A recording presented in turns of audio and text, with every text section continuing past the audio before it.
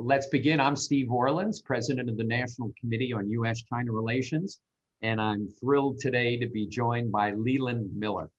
Leland is an old friend. You've got his full bio, but we were just recollecting it was about 12 years ago when Leland came to me was talking to me about this idea of starting something which was a beige book on China, which he then subsequently called China Beige Book. Those of you who work in the financial area know that Beige Book in the United States is the survey that the Fed does. What is it, Leland? About 8 times a year? 8 times a year. 8 times a year of CEOs throughout the United States to get a view on where the U.S. economy is going, and that then informs the Fed's decision on what it should do about monetary policy. So Leland had this idea, and I thought to myself, wow, that's one great idea, but boy, it's going to be tough. And here we are 12 years later, and he has now put together what is quite incredible, the largest private data collection in the world, not only in the United States, focused on the Chinese economy.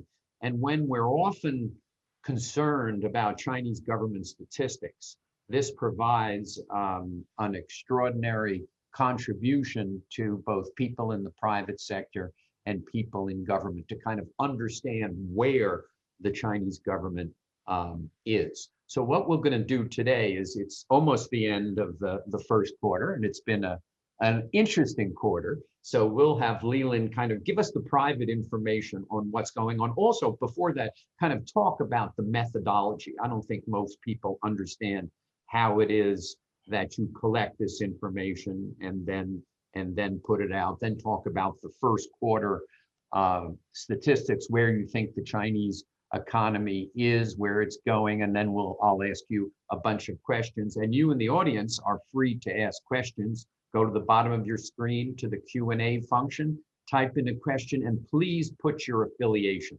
I like when, both Leland and I like to know who is asking the question. But Leland, thanks so much. It took us a long time to set this up, but thanks so much for joining us.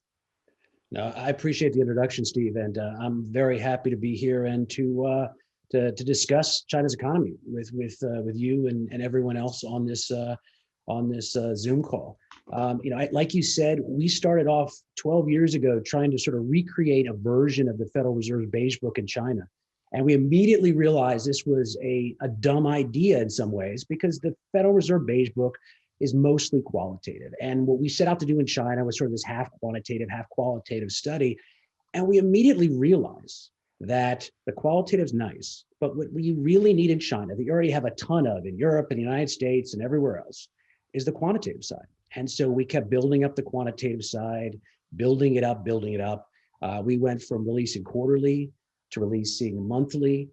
We release during weekly data periods now when things are hot, and we have daily data releases even now. So this is sort of 2 generations, 3 generations beyond this idea that you and I spoke of many years ago. But the real focus of China Beige Book is to provide an alternative set of numbers. There's a lot of reasons people have to collect numbers. Obviously, Beijing puts out numbers that there's a political tint to them. Obviously, they have a political narrative they have to tell. We want to be able to tell the numbers with no tint whatsoever. We're simply calling balls and strikes. We're not bears, we're not bulls, we're just trying to get it right. And what we're trying to do with the numbers also is put out something more than just a single number and calling that China. A lot of people look at 6.8% growth or 3.2% CPI or a PMI number and say, well, that's China. China's 51.2. What does that even mean? China is a lot of Chinas. Anyone who spends a lot of time in China knows that there's a lot of different types of Chinas. You've got the coast and the periphery. You've got big firms and small firms. You've got private and state. And we've got different sectors, and we break down our data throughout all those different ways. We track growth, obviously. So we're looking at the performance of firms, the corporate side of the economy, but we also track inflation, and we track the jobs environment, and we track the credit environment, and we track shadow banking. And so what we try to do is not just say China is this number. We try to talk about all the different types of Chinas that we're seeing. And, we talk about it through various lenses. And that's the type of information that we're continuing to try to push. And what we're doing, I think, is a big help to U.S. China, to Western China commercial relations. We give the kind of data that companies are able to access and get very confident in their business strategies. Financial firms look at this and they say, well, this is the real deal. This is not through the lens that maybe a political entity wants to color it in. So onward we go. And does it generally differ? Does it generally differ? Does your data generally differ from the government data? It does. That's actually a perfect segue into what we saw in 2020, I think, because for all the talk that we see things very differently in the government, we actually saw very much the same story as Beijing told in 2020. The major difference was we didn't see the intensity of the recovery that they claimed, but we saw the same type of recovery. So if you look at China Beige Book data, starting from the very beginning of China's quasi shutdown and then recovery, we were seeing month-to-month recoveries, we're seeing quarter-to-quarter recoveries, but we weren't seeing year-on-year growth. We did not see year-on-year growth for 2020. Now, it was politically important for Beijing to announce that there was going to be year-on-year growth, because in some ways that was this idea of Beijing, the party, vanquishing the virus. But what we saw was a strong recovery, but one that wasn't a year-on-year recovery. It was not better than 2019. What we did see, though, was some of the things that Beijing admitted along the way. It was a supply side recovery. Consumption was lagging. It was a recovery in larger cities, not smaller cities. It was a recovery amongst larger firms, not smaller firms. And so when we actually looked at the composition of who was doing well and who was actually performing in a way that sort of matched what Beijing said was China, it was always the larger firms. They were investing more, they were producing more, they were selling more, they were borrowing more, they were always more optimistic. So that was really the story of 2020. The good news about the first quarter of 2021 is that we're actually seeing a much healthier, less uneven recovery going into the first quarter. A lot of these divergences that just jumped out at the data. I mean, I think the third or fourth quarter in 2020, we had triple the level of borrowing in Beijing, Shanghai, and Guangdong regions as we did the rest of the country. I mean, it just jumped out at you when you looked at the data. Now we're seeing this evening out of the recovery across city tiers, across regions, across sectors, across firm sizes. And so in a lot of ways, what's happening in the first quarter is actually a lot healthier than what we saw even a quarter ago. And I think that's the good news. What does the Chinese government think about this data? Do they kind of do you think they use it, I guess, is one question. And obviously your methodology is talking to thousands of people in China. Right. Look, we're about 10 times the size of the private PMI in terms of firm size. So it's a large group of firms that we speak to. I think that the government, we interact with them informally, and we've always, enjoyed having discussions about this when we visited or been on Track 2 dialogues. I've never been told the government uses these data. But what I think is the case is that, when you have someone like us coming out and challenging the narrative and talking about how, Chinese economic data are skewed or manipulated, and obviously the leadership's not going to like that. No one in China is going to like that. But I think what is appreciated and what has been appreciated about our data are that the times over the last, 3, 5, 8, 10 years where China ran into some real headaches and the markets were fearing this, long anticipated hard landing. They thought this would collapse. We were some of the only people standing saying, no, this is ridiculous. So back in August 2015, I think is the most obvious example of that. We checked our data and markets were sinking by 20 and 30%. Commodities are falling, markets were falling. Everyone had seen these low manufacturing PMIs and the Chinese stock market was a mess. And, there was this, mini devaluation, which wasn't a devaluation, but everyone thought we were entering currency wars. And there was a real panic. I mean, we had absolute total pandemonium coming from our clients, and nobody wanted to stand in front of the cameras and say this wasn't something, because why put your reputation on that? Well, we caucused with clients for a handful of days, and then we went out in front of the cameras and said, look, this is a total overreaction. This is actually a great buying opportunity in China. What's happening right now is a slowdown, but it's not much different than we saw last quarter. Our data, we checked them this month, this week, today, and they're actually a lot better. There is no hard landing going on. This is a total overreaction. So I think by having a track record of not just calling when China doesn't look good, but also calling when China looks a lot better than people think, we've gained a measure of credibility, even among our skeptics, to make it very clear that we're in it to get the story right. And that's the only reason we're in this. And do you use the data to then forecast? We do. We got to be careful about this, because the question is always, what are you forecasting? So we, for instance, we don't try to predict a GDP number, because some of these numbers are very political. We know credit conditions. Back in 2013, we knew there was a credit crisis, a Shibor crisis coming, weeks and weeks before it actually happened, simply because our credit data were blowing up. But there weren't publicly available credit data in China that suggested anything was amiss. And we saw that in 2016 too, when we went into a really rough early 2016, and markets were a mess, and everyone thought there was going to be this currency devaluation. And we came and said, look, before we went into this, our services dropped hard, our manufacturing numbers dropped hard.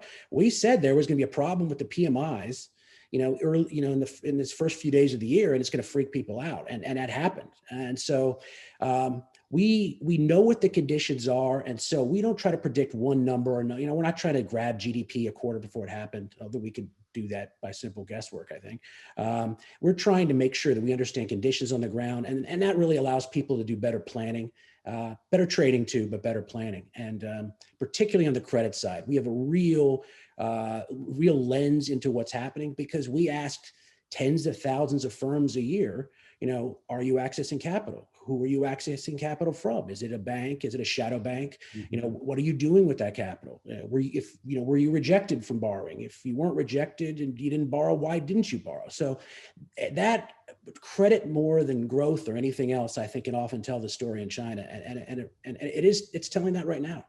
The people are asking, there's some non-economists on this, PMI, Purchasing Managers Index. Explain what that is and how that compares to what you guys did. Sure. So a PMI, there's not many market numbers that people look at to try to get a gauge on what's happening in the Chinese economy. But one of them is a PMI, and there's a government PMI, and there's a private PMI that's now co-run by a Chinese firm.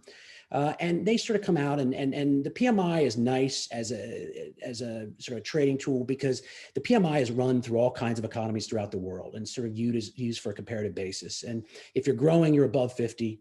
And if you're contracting, you're below 50, and they sort of assign a number and smooth the stuff out. It's better than nothing, but I think that what we've shown is that, so you have a number that says 50.6, and that number goes to 50.2, and then to 51.1. What does that mean? I don't think anybody in the universe, including the makers of the PMI, know what that means. And so it's much more important to have sort of a backdrop and context around these numbers and what's getting better and what's getting worse.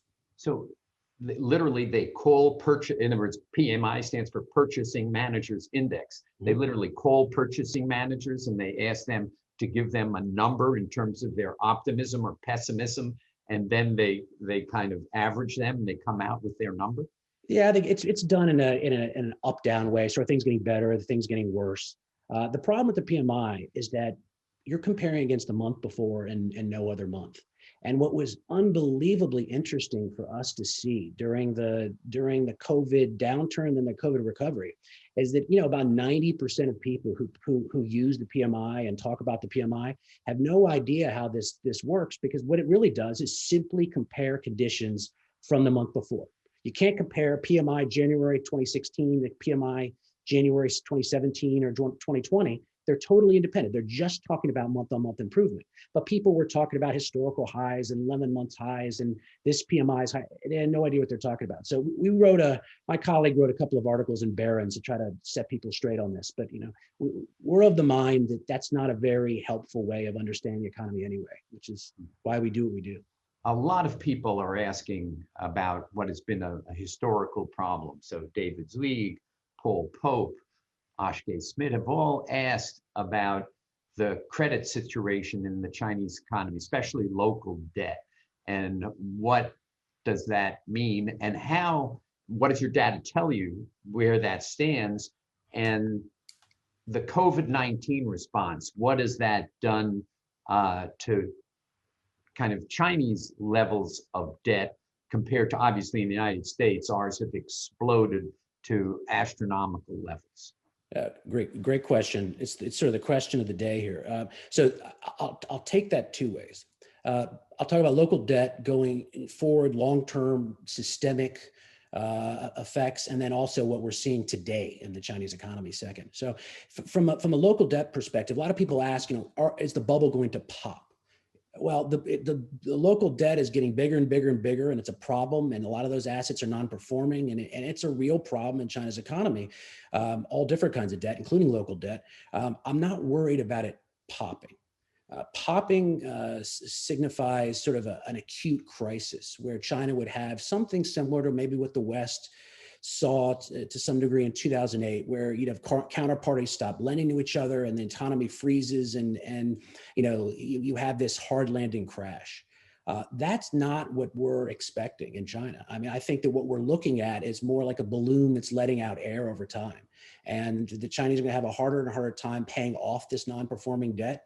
And that's going to take away from productive uses of the growth. And what it's going to lead to over time is a potentially stagnant economy unless they really get their act together and control this growth over the next several years. So from a long-term perspective, I'm not worried about the much feared hard landing per se. What I'm worried about is an economy that awash in debt that is stagnant over time and is barely growing a number of years from now. So I think that's the long-term perspective on this. The short-term, very interesting. We're seeing a little bit tentative evidence of deleveraging right now, and that means something coming from us because in 2016 to 2018, I don't know how many dozens of reports from this bank or this institution or this sell-side firm writing here, Chinese deleveraging. Here's what's happening. There was no deleveraging in China from 2016 to 2018. There was none. It's crystal clear in our data. There was slower additional leveraging. Sure. There was de-risking through regulation. There was a shadow banking crackdown, and that's actually also crystal clear in our credit data. We could see where either authorities were one way or another pushing firms away from borrowing from shadow firms, and there was a real crackdown on shadow banking entities. So all of that happened. There just wasn't deleveraging. It was slower additional leveraging. What we're seeing in the first quarter is fascinating because it's way too early to call this deleveraging. We're talking about a few months. We're not talking about 3 quarters or 6 quarters or 9 quarters. But what we're seeing is a real change in the credit situation. This is just credit tightening in some sort of ambiguous sense. When we look at our SOE data, so what's happening at state firms, we're seeing the lowest borrowing levels for state firms borrowing that we've ever seen in the history of China Beige Book data. So we had a decade of data. We have never seen state firms borrow less than they did in Q1. Large firms, which is an overlapping subset of state firms, but large firms are the lowest level we've seen borrowing in 5 years. The spread between what state firms are paying, what SOEs are paying versus what private firms are paying has just blown out in the first quarter. So I think, state firms are paying 10 something percent, private firms are paying a little over 6%. So you're seeing, and then you're seeing credit costs just go up across the board. I didn't understand that. State firms are paying higher? State firms are paying higher. Now you always have the question, this quarter. And what you see is credit being pushed to eat.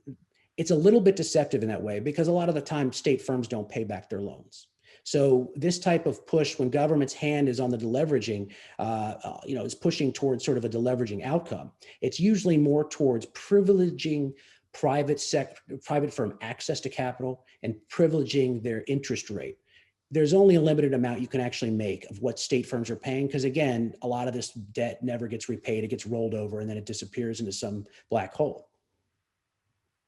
But I think the interesting thing about what we're seeing then is that the privileged firms, the firms that are typically at the very front of the queue when it comes to accessing capital in China, are for the first time in our data very dramatically cut off or are diminishing their capital, their credit access right now, and they're borrowing.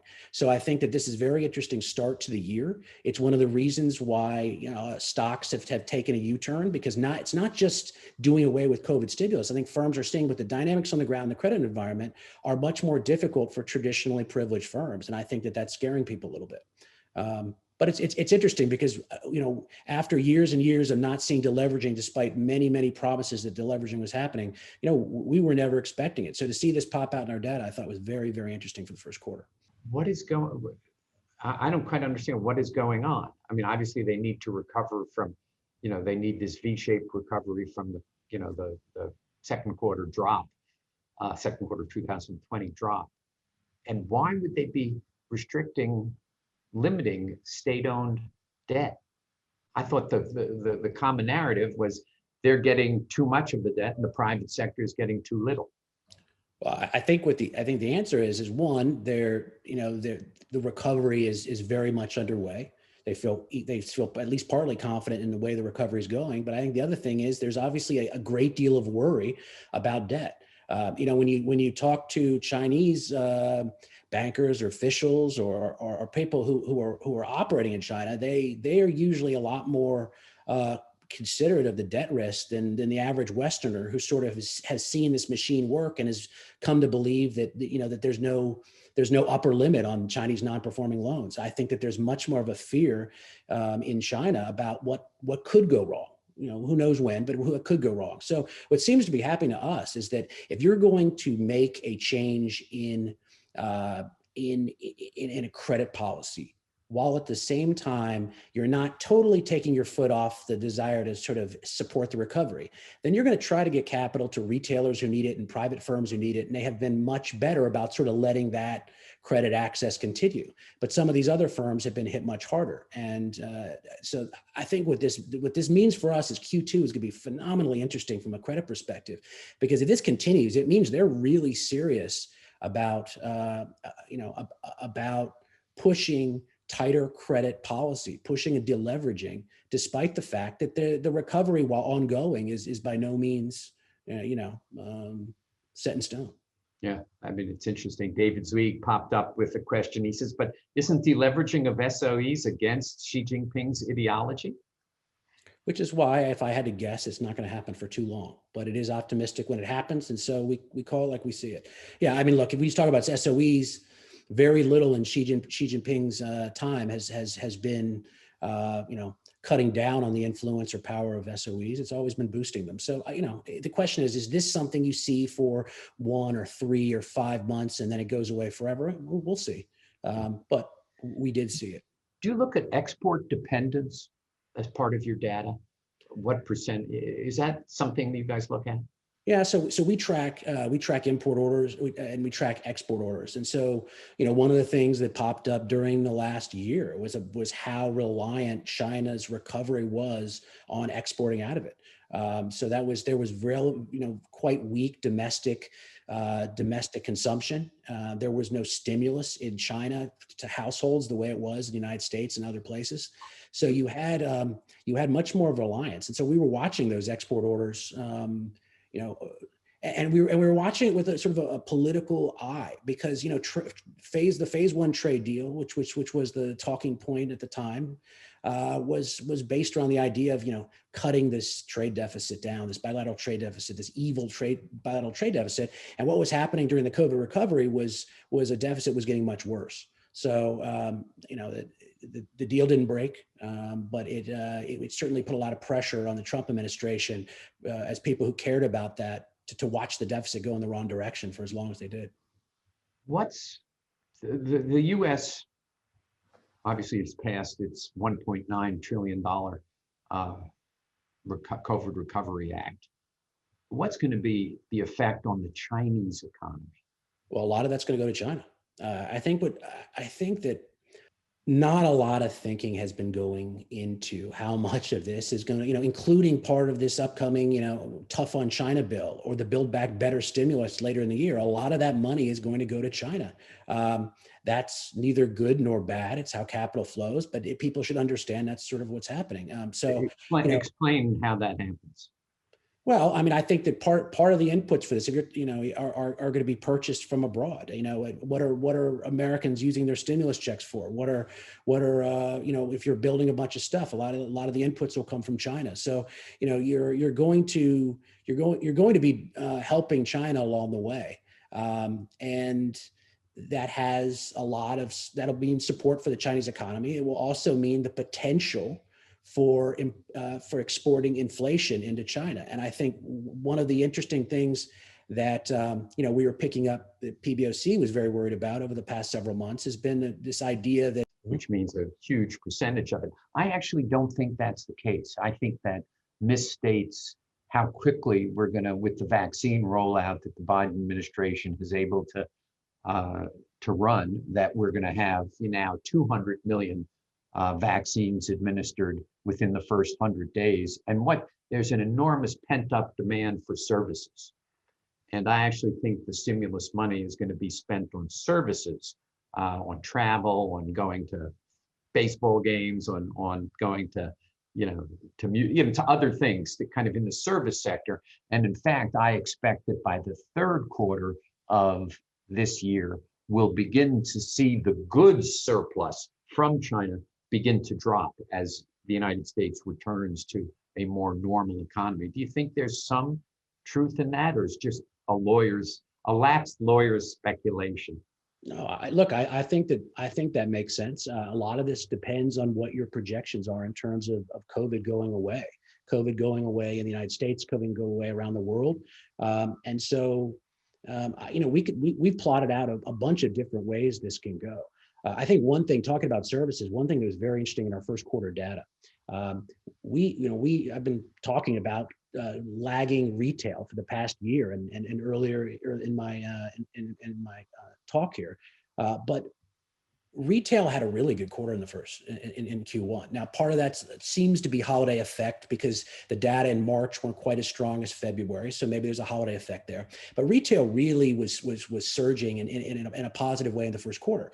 What was worrying to us was the performance of services. Now, there was a little bit of a COVID scare, a baby COVID scare in China. And so there was less traveling. And so by no means was Q1 sort of a traditional, they're not back. Nobody's back. There's still concerns over COVID. But what was interesting to us in the services is that there wasn't real momentum from the fourth quarter. Retail did really well. Every sector was up, but services just didn't look that good. And interest rates were high in the sector. And, we expected a much stronger performance from services and we didn't get it. So we're going to be watching this interaction of retail and services to see how this plays out. I just think so much of it has to do with how competently the vaccine is rolled out in the United States and eventually Europe. And I think that basically dictates timelines and theses in terms of what's going to happen with the goods deficit. But part of the service rebound in China was that Chinese could not travel globally. So the tourist sites, what I could see and talking to friends, the tourist sites in China were just mob beyond, even more mob than they were ordinarily. So all that expenditure that used to occur in, Italy, Paris, and New York was actually all spent in China after they, after COVID basically got put to bed. And that is the same thing, I think, that's going to happen in the United States. I don't think Americans are going to travel globally this summer. Therefore, you're going to get this huge travel domestically by Americans, and that's going to create somewhat of this spurt. How much do you think a disruption in kind of U.S.-China economic relations could affect the Chinese economy? And what scenarios do you guys think about? as it depends on what kind of disruption. I mean, obviously, it was what we just went through a number of years where, previously a trade war that would have been unheard of years before, and anyone predicting came through. And how much did that really affect things before COVID? I mean, it seems so far ago, but it was affecting the Chinese economy. I don't think it was affecting the United States economy that much. And that's separate from the fact that whether or not tariffs are a good idea in the first place. But I think a lot of it depends on what kind of disruptions we're seeing. I mean, we talk about tariffs, we talk about tech decoupling, we talk about supply chains and reshoring, and all of these are forms of disruption. The question is, what's the most severe type of thing we could see? I think one of the most severe things we could see is sort of an amped up version of what we started to see this week again, which is massive boycotts of Chinese firms chasing Western firms out of there, possibly the reverse happening based on anger on China or Xinjiang or something. That'll really affect things because it's twofold. The first is the companies take an economic hit. And then when you don't have the Western companies in China or the Chinese companies in America, then you don't have those firms that are, have some level of influence to push policy in a certain direction and encourage softer approaches here. And things go tougher. So this could really spiral out of control if it goes. You're talking first about boycotts by Chinese consumers of Western firms because of various political stances that they're taking. Is that right? Really? And with the recognition that none of these happen without a mouthpiece. And right. These things don't happen without a government mouthpiece blaring, whether it's the state press or whether it's a Communist Youth League coming out and supporting this and telling Alibaba and JD.com and Baidu, like, take these off your sites. And so none of these are spontaneous consumer uprisings. They're government encouraged ones. And so I think that this makes it tougher to. That was precisely what Joe Ching-ken asked, are these government basically telling consumers or telling Ali, you got to take this down, you can't promote. Absolutely. And look, like, let me take off my hat as anything other than just sort of an observer. And China doesn't have a lot of great leverage right now with the United States and some other countries. And so, when it's looking at how do we get our tariffs pulled back, how do we make sure our firms aren't there's not stronger export controls of this, they're looking at limited ways of pushing back.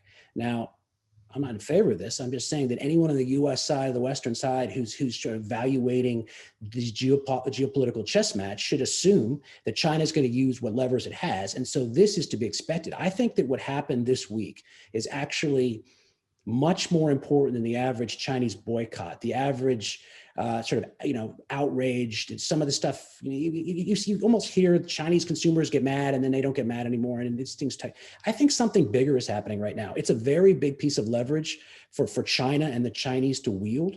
And I think something's happening this week that's going to be very difficult to pull back. I haven't put my finger. These are products. These are Western branded products produced in China for China. But these aren't imported products. So it's right. Basically China saying we're gonna basically respond to your political statements by stopping your branded products from reaching Chinese consumers. Right. But a lot of these companies and the more luxury, the more the market share have China as huge markets, and so these are huge revenue hits to these companies, and it's meaningful. And when it's not just one company, it's a lot of companies. It becomes economically meaningful, and you get a lot of companies, and it becomes politically meaningful. And so, I think what's happening right now is not sort of the typical back and forth. I think things have stepped up. I think something's happening right now. Well, do you think that Chinese actions towards Australia kind of started them down this path using economic tools for political ends? Yeah, there doesn't seem to be a reassessment function in Chinese foreign policy. So, like, leave the boycotts out, and that's sort of a different beast. And you can sort of understand the government wanting to create a rally around the flag effect. So let's leave that aside. When you talk about just sort of how do you structure your foreign policy, and you're looking around the world, you've got this opportunity because for whatever Trump did right, one of the things that he left an enormous opening for the Chinese on, and so did quite wrong, was basically got everybody in the world, including allies, mad at him. And there was an opportunity for them to build up enormous goodwill at American expense, sort of break down the EU-US coalition, and just by having sensible policy. But it didn't happen during COVID. It hasn't happened after in the last several months. What's happened with with Australia is a very obvious example of this. But it seems like there's people in Beijing who know better, and they just can't help themselves. It's just not sensible policy. What happened with the EU? We have always said that this sanctioning is signaling. It's not substantive. It's not real. So when the U.S. sanctions a few individuals in Xinjiang, and Beijing sanctions Ted Cruz and a couple of Senate Republicans or whoever else, this is just signaling. It's almost costless. It's not a big deal. And I think the EU certainly felt that way. And and what happened since then, during a time where China and the EU were trying to sort of cement this, they've agreed on this trade deal, but that needs to be ratified. I think China just blew up the deal with the EU simply because they blew this completely out of proportion. They ramped it up and started sanctioning think tanks and parliamentarians and it's going to lead them down a hole that's going to benefit. It's going to benefit the United States and some others, I think, but certainly not going to benefit China. But there doesn't seem to be a restraint function on some of these actions.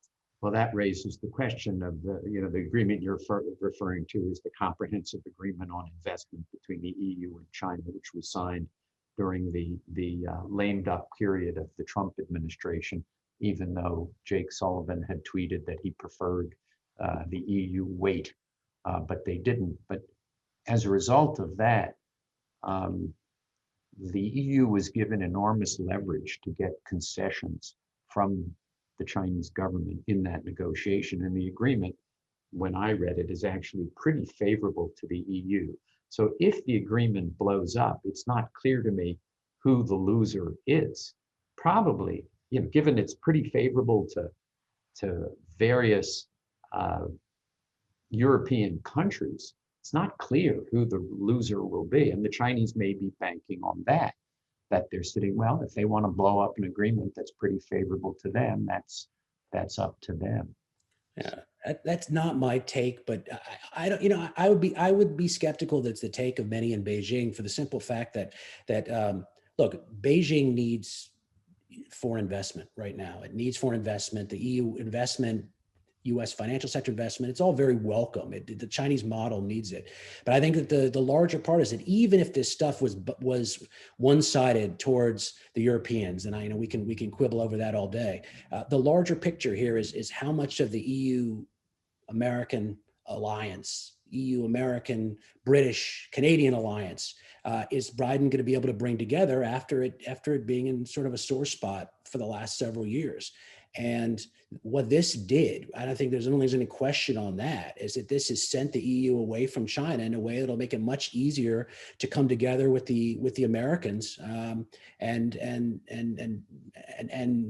have a more concerted policy. I think that's a much bigger threat to Beijing than anything that would have happened pro or con, in the investment deal. Because this goes to tech restrictions, this goes to Huawei, this goes to semiconductors, this goes all the way down the line in terms of whether there's a united front on this from both sides of the Atlantic. And I think your point is that China is basically helping the Biden administration get a united front. Massively helping them. I think that this was an incredible misstep by Beijing. Yeah. Yeah, and as we talked about before the call started, I think the best result for the American people is actually that we get the same privileges that the Europeans have gotten through the Comprehensive Agreement on Investment, because that creates jobs and economic recovery in the United States.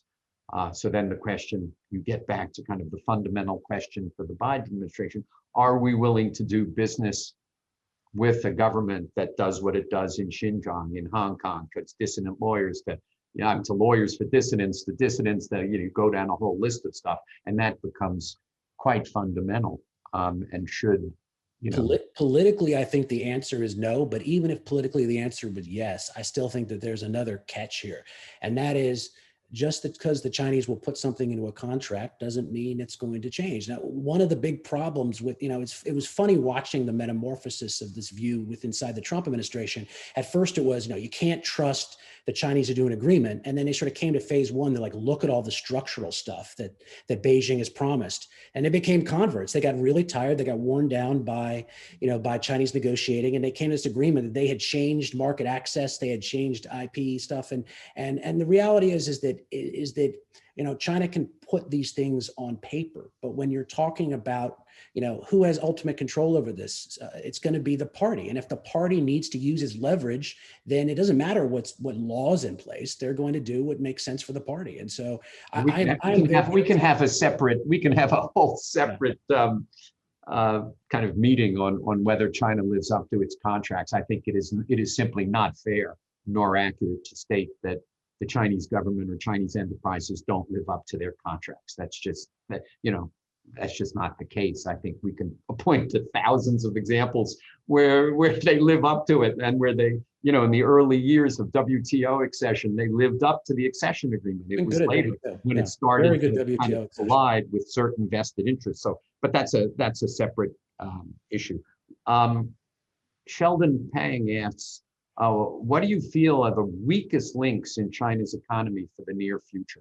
Well, I think it's, I can sort of go whatever direction I want to in this. I'll almost go and answer the question in a different way I think it was intended.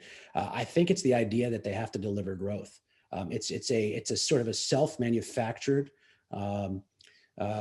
condition that the party's put on itself. But I think that this promise of growth has become a very difficult problem for the party delivering optimal performance and optimal results to the people, simply because anytime you're talking about prioritizing growth, it means you're deprioritizing something else important. And it might be deleveraging, it might be restructuring SOEs, it might be doing something else. So I think that from a sort of, so the existential problem is this obsession with growth numbers.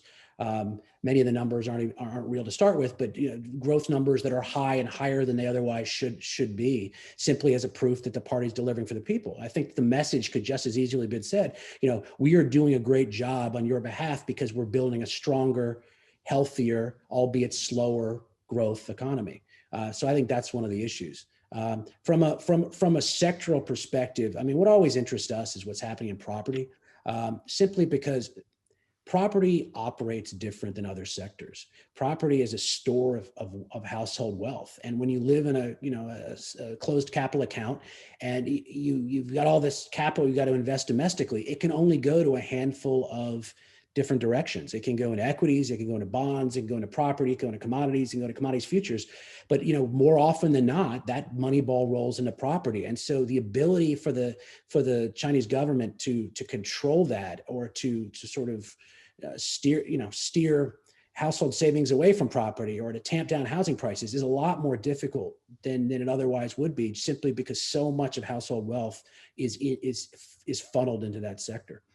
You think, is it fair to say that China's capital account is still completely closed, or are we seeing, with Hong Kong Direct, London Direct, the whole variety, and these hundreds of billions of dollars of inflows into China's capital markets? Should we still think of it as totally closed?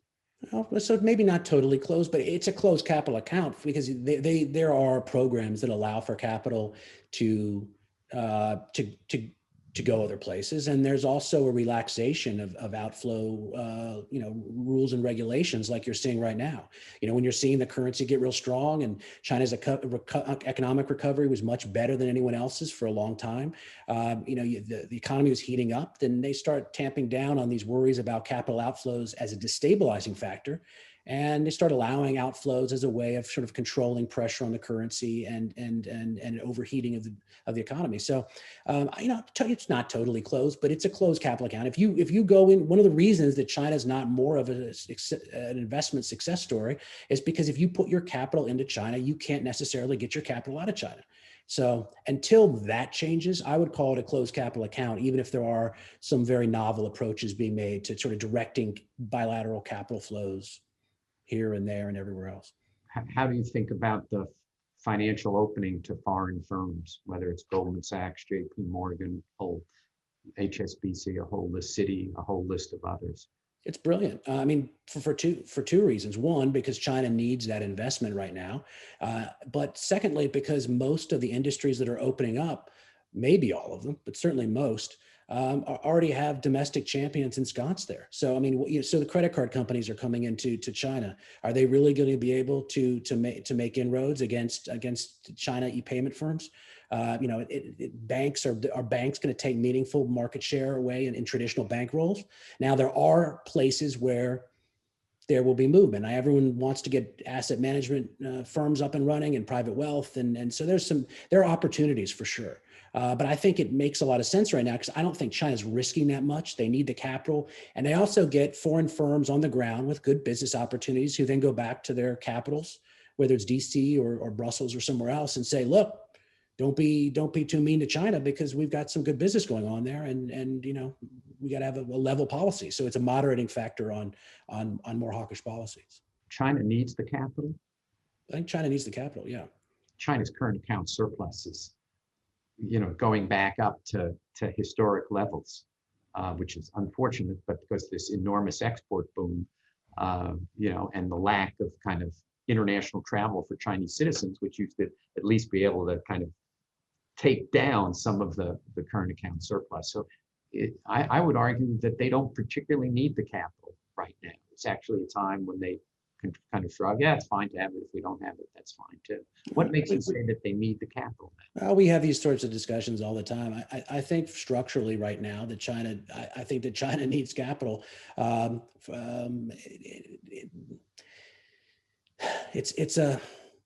think structurally speaking, that China, I think, wants to bring as much foreign investment as possible in order to keep its system more stable. I'll say that. Yeah. Structurally stable. The Chris Mahoney asked question, which I was going to ask also, which is what does your data tell you about what the Biden administration should actually be doing? I know that's a funny way to ask the question, but you have this access to this unique set of data. And what does it tell you that our policies should be? Let's limit it to the economic front, because otherwise we'll spend the rest of the hour just talking about that. Well, it's not necessarily what the data show. I mean, the data show what the state of the economy is at any given point, and what the structural strengths and the structural weaknesses are.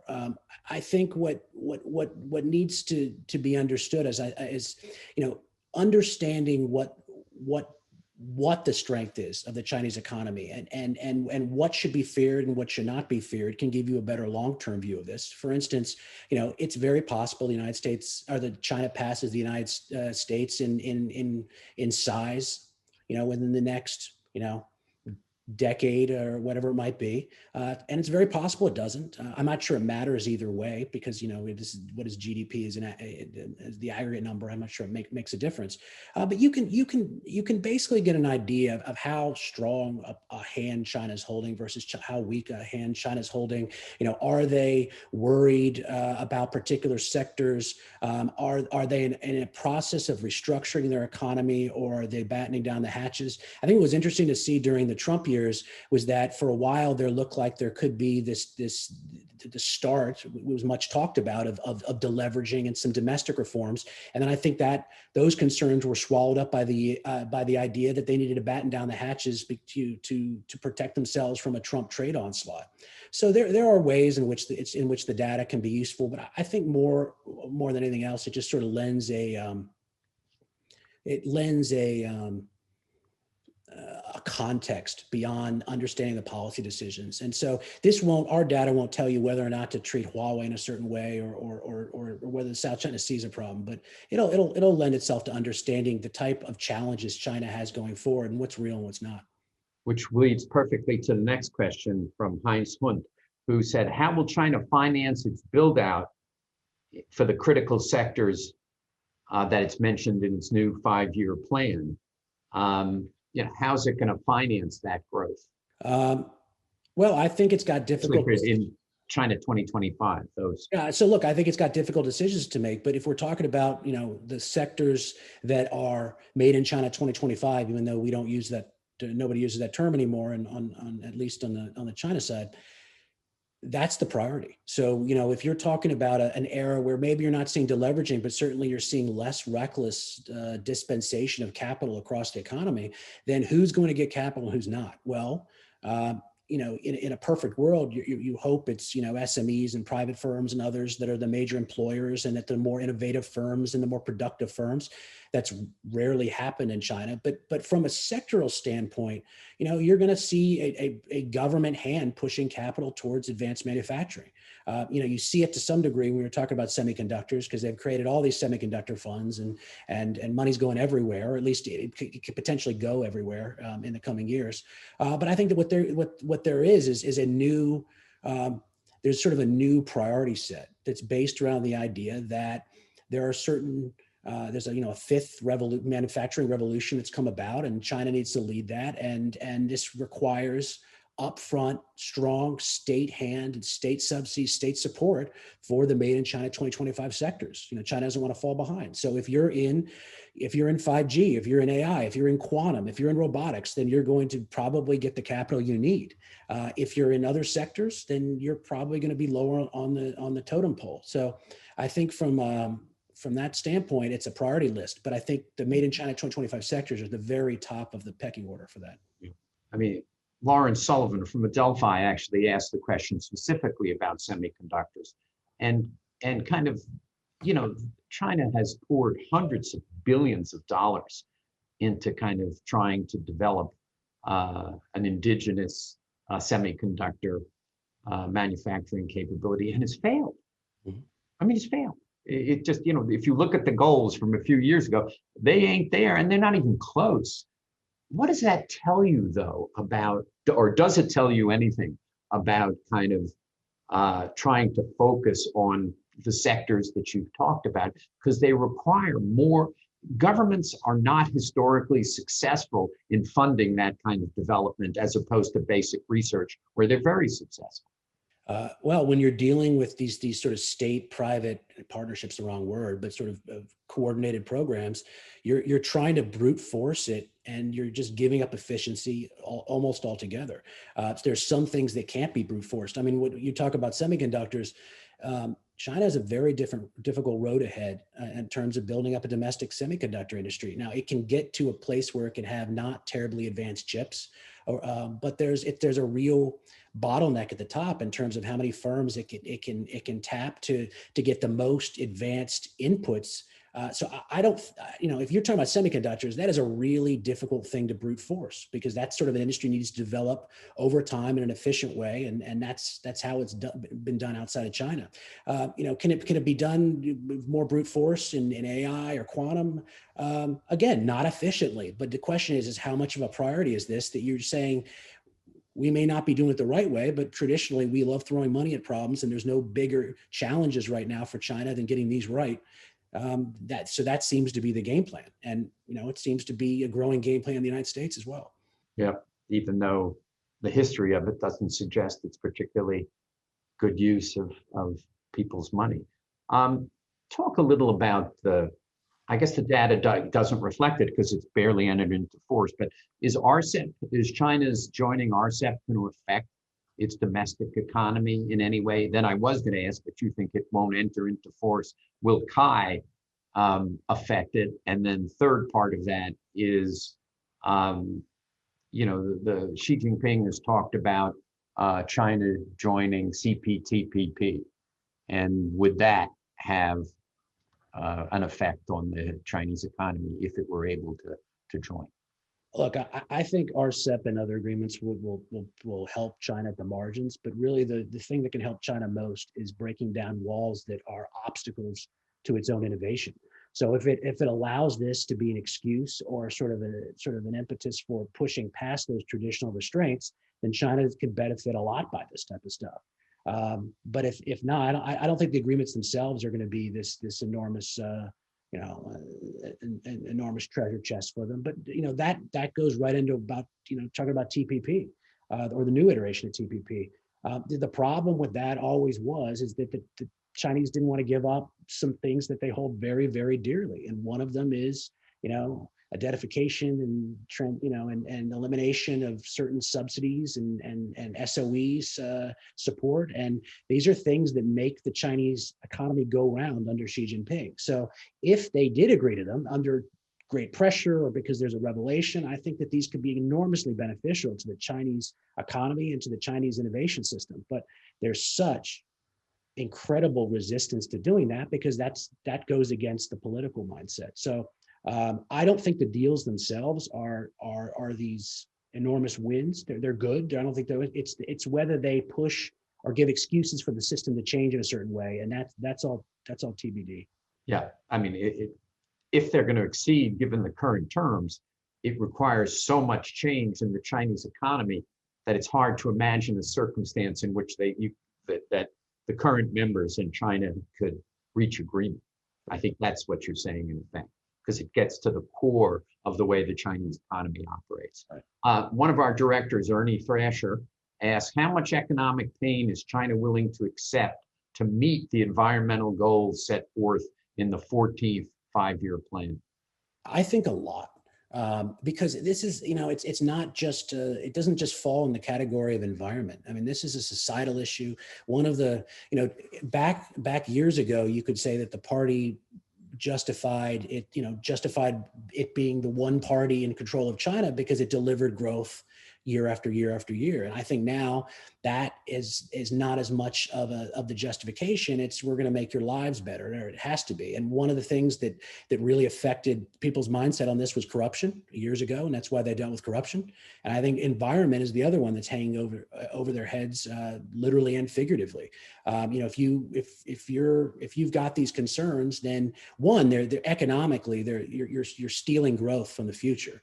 But even if you're looking at just from the political angle, I think this has become a societal, not obligation is the wrong word, societal requirement for them. If the party needs to do this, it needs to show the people that it can improve the environment because it's so important. People don't want their kids to be drinking dirty water and breathing dirty air. So I think that this is sort of transcended it being environmental concerns aren't just sort of one priority set. I think there's something that the party has to deliver on, at least somewhat, over the coming years in order for it to keep its credibility as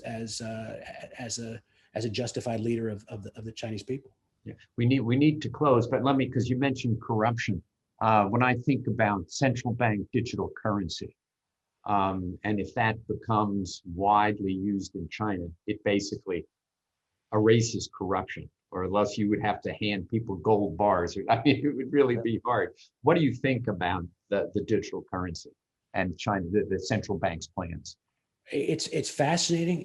It's misunderstood. I mean, if you look at what the digital yuan is, it's not. And I have a lot of friends and clients and others who are gaga over digital yuan because they think it's some sort of boost for Bitcoin or crypto. It is not a boost. It's the opposite. It is not decentralized.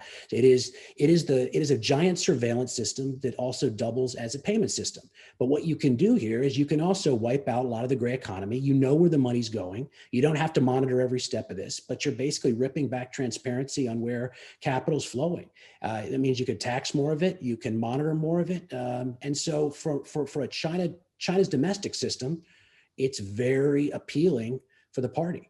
Now, the idea that digital yuan is going to go around the world and people are going to want to hold digital yuan, it's I think that's not total nonsense. But so people have to understand what it is and what it is not.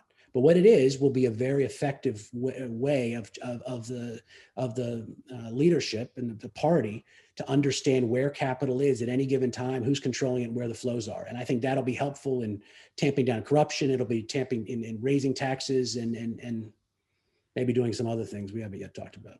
Yeah, I would love this to go on for hours, but we've reached our closing time. In fact, we've gone a little past our closing time. But Leland, thank you so much, everybody. You've got it's www.chinabeigebook.com if you want to read more about this very interesting product, which tells you a lot at the granular level of what's going on in China. But Leland, you made the wait of many months worth it with all of these wonderful kind of comments on the economy. And that gives you a flavor. This conversation gives you a flavor of what you find in the data.